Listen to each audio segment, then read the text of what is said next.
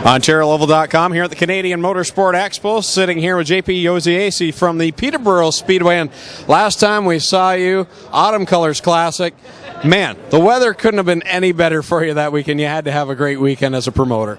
Oh, it was an awesome weekend, and it's the weather makes that show so much easier to put on, and it's great. I love doing that show. We have a lot of things in place.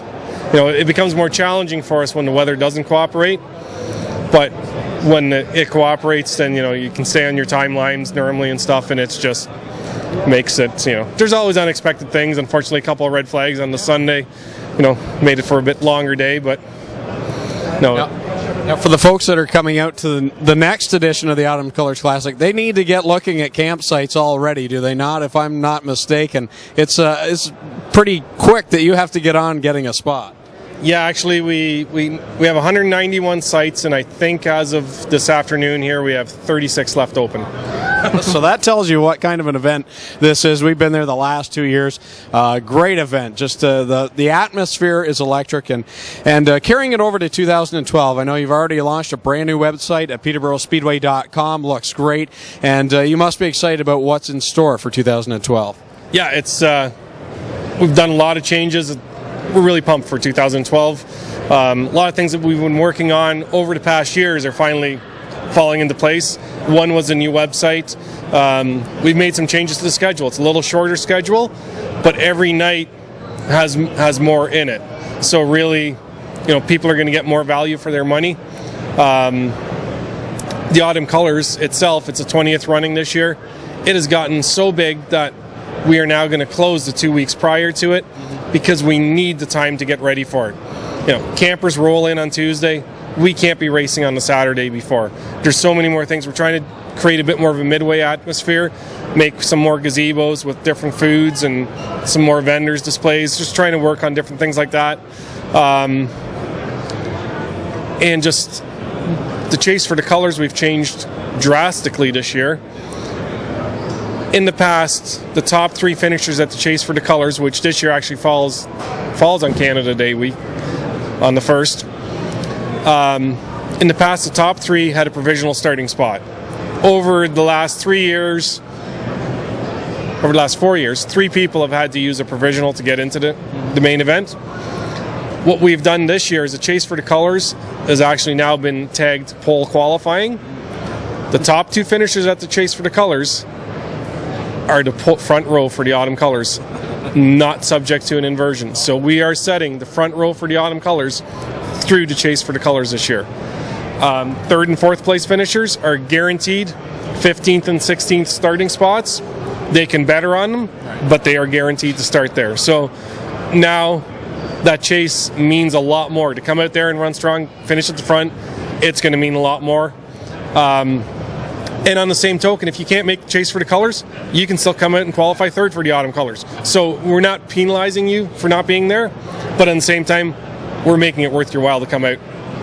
Yeah, that puts a premium, because if you can lock in one of those top 2 spots, that's huge to have a front row starting spot. And you got to think that's going to add some drama to the Chase for the Colors, because guys are going to be going all out. If you're 3rd and you have a chance to get up to 2nd, you might lay the bumper to somebody to try and get into that top 2.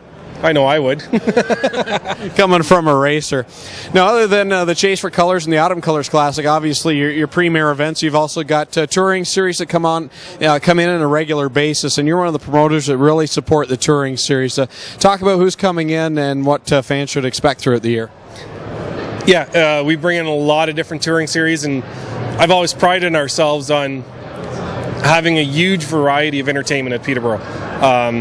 You know, over years we've had different series in. Used to run the Casker Super Series, and you know, when you come out tonight racing at Peterborough, you know, we could have anything from TQs, Legends, Hurricane Midgets, Super Lates. It's always something different. And I've never been one to have like 3 regular classes and run them for the whole year. TQ Midgets, they're here on June the 16th. That's the only stop they'll be making this year with us.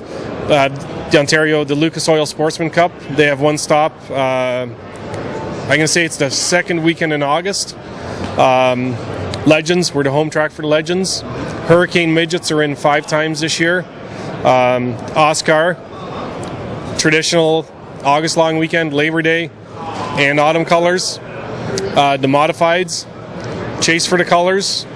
We're doing a Sunday show on August the 18th, as well as the autumn colors. Trying to think of anybody else we're bringing in, but a full slate for sure at Peterborough Speedway this year, and it's going to be an exciting one. And if I'm not mistaken, your first night of the year, there's an admission special, is there not? Opening night, we started this actually, would be 5 years ago now for our 40th anniversary. We did complimentary grandstand admission, and this year, 45th anniversary, May the 19th, it's on us, no charge to get into the grandstands. And then if you want to have some fun on the Sunday, we're doing what's called the Spring Scuffle Enduro, $10,000 purse, $5,000 to the winner. It's a $50 entry fee. We keep the cars. It's a very basic rules. We want guys to have about $200 or $300 in the car. You know, you leave the car at the end of the night, but you know, you go race this car behind you. It's more than $300 a night. So, and we just don't want anybody putting any cheating parts, because if you're going to lose it. So why put it in there? So something we started a bunch of years ago is toonie admission. We do 3 nights, $2 admission. It's we normally do it against when like Havelock Jamboree's going on with some bigger events, just to get a different crowd out, and it's a cheap way to come out and check out a night of racing. And also something we're going to do different this year. There's one night we're doing a carload night, $20. However many people you want to fit in the car, come on out. We're not responsible if you get pulled over on the road. You can only put as many as you have seatbelts, That's the suggestion for Peterborough. So there you go. Check them out online, peterboroughspeedway.com, so that you can find out all the information on how to get there. If you've never been there, opening night, it's on the house. Why not go and check it out? Free admission, and I'll tell you what, if I had to guess, probably some of the best food across Ontario when it comes to canteen concession area. They've got some of the best food anywhere. So check them out online, peterboroughspeedway.com. That's JP Josiasse, the promoter at the Peterborough Speedway. I'm Greg Kellnan for OntarioOval.com.